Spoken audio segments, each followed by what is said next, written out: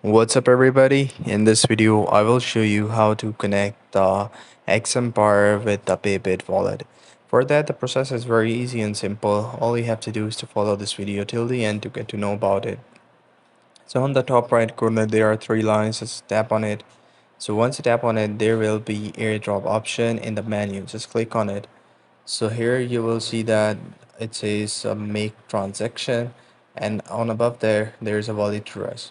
I have already attached a wallet, but I need to connect to the Bybit wallet. For that I have to go and click on connect different wallet option.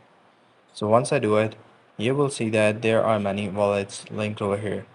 So go and tap on view all wallets. Here you will see that there are Bitcat, Bybit, OKX, Binance. So all you have to do is to go with Bybit wallet. And so once you click on it, it will redirect you to the Bybit application where your wallet has been stored. So that way you can simply attach your wallet with the Xempire application. I hope you find this video helpful. And if you do, please consider subscribing to the channel. Take care. Bye bye.